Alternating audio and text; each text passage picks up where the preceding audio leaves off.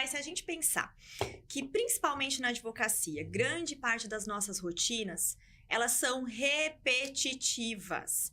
Então, quando a gente fala de repetição e a gente tem uma ferramenta que pode te trazer probabilidade, preditividade, dependendo do que você faz, a gente começa a ver vários gaps dentro da nossa rotina que, de alguma forma, não precisam serem feitos por nós. E aí, como a gente fala de ciência, a gente precisa olhar para os estudos e, a nível global, o que está acontecendo.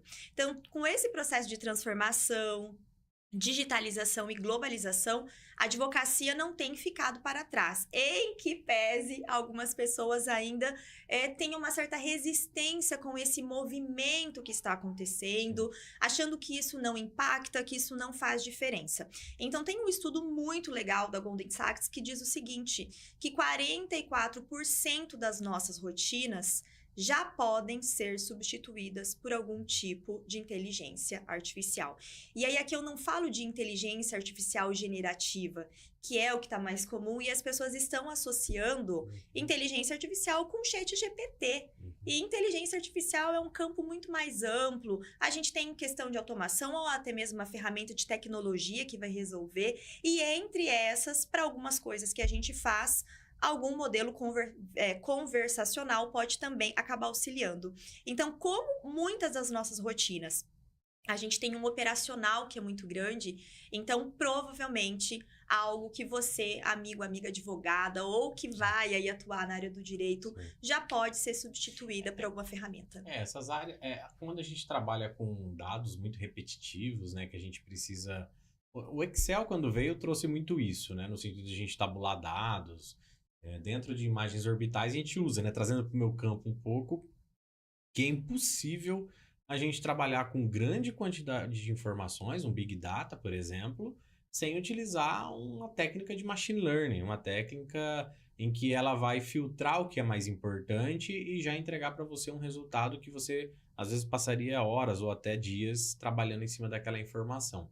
Isso é um ponto muito importante. Mas no caso do direito, né, se a gente olhar assim, ele consegue fazer essa triagem de processos, trabalhar desde, por exemplo, até a jurisprudência. Isso é capaz de ser feito ou ainda tem que intervir, você ainda precisa colocar a mão ali para poder não ter esses erros? Dentro de imagens acontece muito isso. A gente às vezes aplica, mas a gente tem que voltar, fazer uma edição, trabalhar em cima desse produto, porque senão ele ainda... As IAs, elas ainda pecam em alguns momentos, porque é estatística, né? Uma estatística multivariada, basicamente. Mas dentro do direito já está conseguindo, já chegou nesse nível ou ainda não? Nós já chegamos nesse nível. Então, Bacana. quando a gente fala de jurimetria, os primeiros, vamos dizer, estudos sobre isso no direito é de 1960.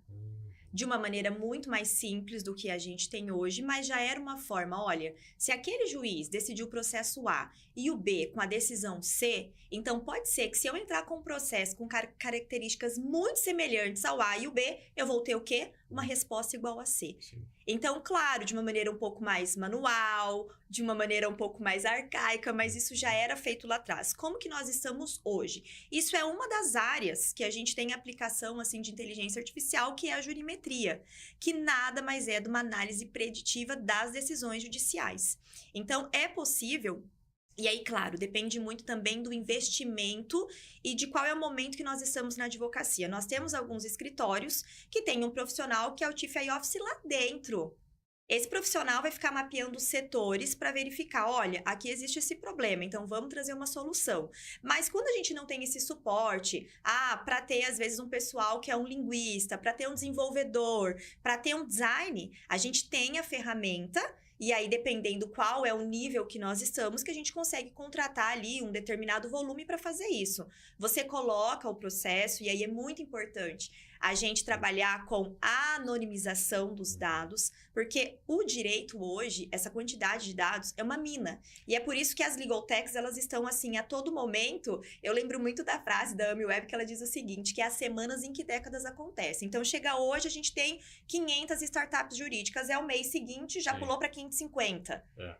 Mas assim, veja, quando a gente está olhando para esse monte de startups, a gente sabe que a maioria acaba não indo para frente, uma pequena fração consegue alavancar e partir para o próximo passo, né? Isso aí a gente já Já consegue ver. Mas existe, então, até mesmo cursos, né? Você apresenta cursos sobre essas inteligências artificiais. Então, hoje, alguns escritórios, eles já utilizam essas ferramentas no dia a dia. Muitos. Muitos. Alguns com a sua própria inteligência, Uhum. utilizando o seu